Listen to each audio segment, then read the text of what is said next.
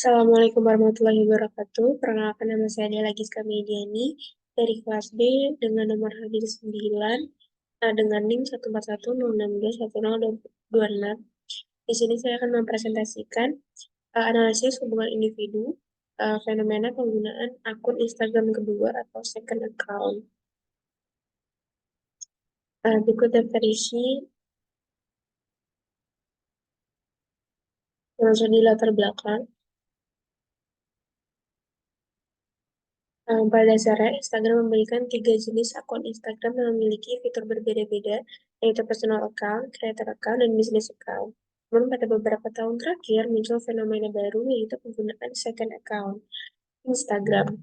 Seperti yang sudah disebutkan sebelumnya, bahwa beberapa orang membentuk citra dirinya di Instagram, dan ada beberapa yang memang hanya memposting kesehariannya di Instagram. Tak diharapkan oleh pilihan tersebut, beberapa orang memilih untuk melakukan keduanya. Mereka membuat akun Instagram lebih dari satu. Beberapa jenis akun Instagram yang dapat ditemukan saat ini ialah first account yang bisa digunakan untuk membangun citra baik dirinya, dan second account yang biasanya digunakan untuk memposting keseharian mereka. College account yang biasa digunakan untuk keperluan akademik mereka, juga ada dark account yang kebanyakan orang menggunakan untuk memposting video atau foto yang unnecessary, tapi memiliki kualitas yang cukup bagus. Nah, fenomena second account merupakan fenomena di mana orang-orang lebih selektif dalam memilih siapa saja yang boleh melihat postingan mereka. Fitur private atau private yang disediakan Instagram biasanya mereka gunakan di akun ini. Fitur private memberikan kesempatan untuk membatasi orang-orang yang akan mengikuti akun Instagram pengguna. Dengan begitu, mereka dapat dengan bebas memilih siapa saja yang bisa melihat postingan mereka, dan beberapa orang mengaku hanya membuka private untuk teman-teman terdekat mereka atau orang-orang yang memiliki hubungan tertentu saja. Hubungan yang dimiliki seseorang berpengaruh pada fenomena ini. Penelitian ini bertujuan untuk mengetahui bagaimana tingkatan hubungan individu mempengaruhi komunikasi interpersonal seseorang melalui fenomena second account Instagram. Ikut fokus penelitian dan tujuan penelitian, juga manfaat penelitian. Selanjutnya, berdua adalah landasan teori. Di penelitian ini menggunakan konsep penelitian penetrasi sosial. Teori penetrasi sosial merupakan teori yang dikembangkan oleh ahli psikologi yaitu Erwin Altman dan Dalmas Taylor sejak tahun 1973. Teori ini memberikan penjelasan berkaitan dengan proses pembentukan hubungan individu yang beranjak dari komunikasi superficial ke komunikasi yang lebih intens. Teori ini memprediksi bahwa pengembangan hubungan didasari oleh tindakan pengungkapan diri. Komunikasi yang dibangun secara perlahan bergerak dari tingkatan hubungan yang tidak memiliki kedekatan ke tingkatan hubungan yang memiliki kedekatan.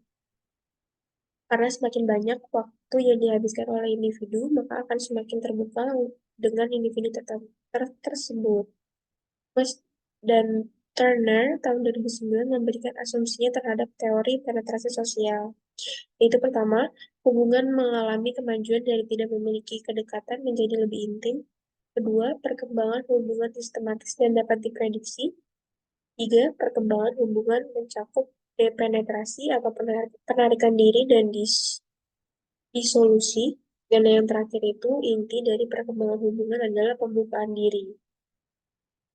Selanjutnya ini ada review literatur, penelitian sebelumnya atau penelitian terdahulu yang juga membahas tentang self-disclosure atau fenomena second account Instagram.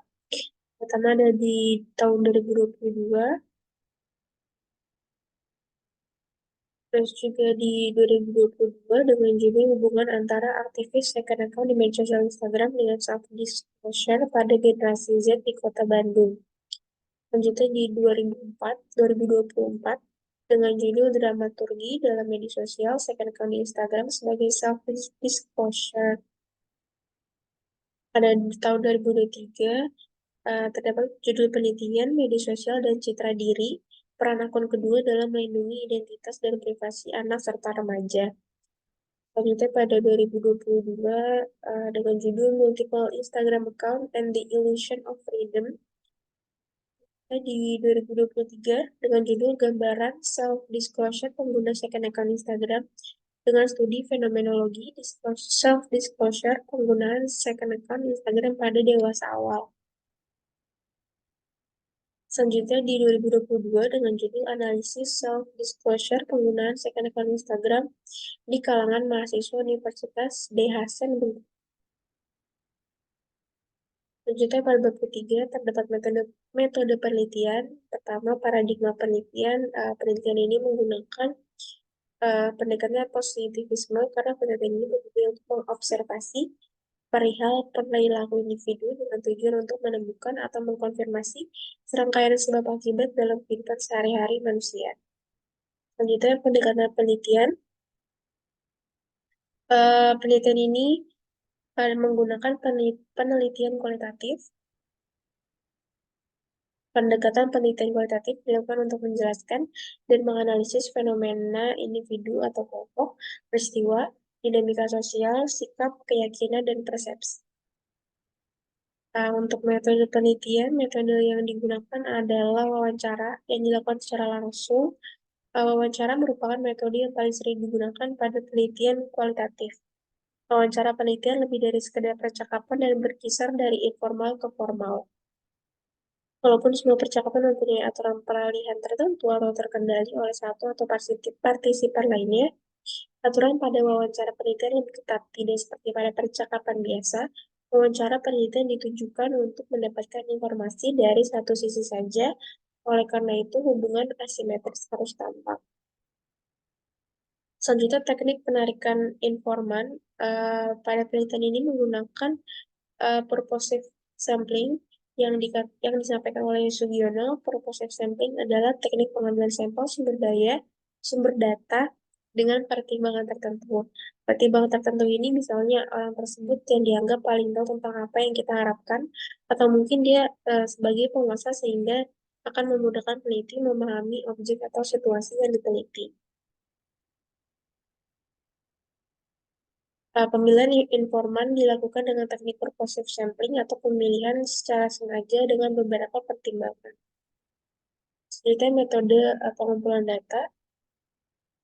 Di penelitian kualitatif sendiri terdapat 4 metode, yaitu dengan wawancara, observasi, dokumentasi, dan juga focus group discussion.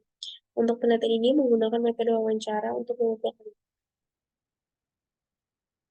Untuk metode pengukuran data itu ada 2, keabsahan data dan coding. Untuk keabsahan data, pada penelitian ini dilakukan pengecekan keabsahan dengan pemeriksaan anggota dengan cara memeriksa anggota untuk menentukan keakuratan data-data temuan. Selanjutnya, coding menunjukkan bahwa pendekatan penelitian tetap konsisten setiap waktunya dan di antara peneliti yang berbeda prosedur, yaitu dengan melakukan cek transkrip untuk memastikan tidak ada kejelasan yang menggantung. Selanjutnya, metode analisis data menggunakan perangkat modern dengan analisis deskriptif, menjabarkan hasil data yang sudah dikumpulkan, kemudian dianalisis dan dijelaskan secara mendetail.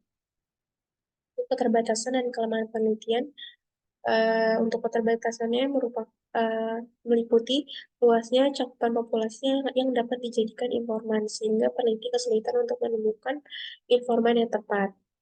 Kelemahannya, peneliti masih jauh dari sempurna.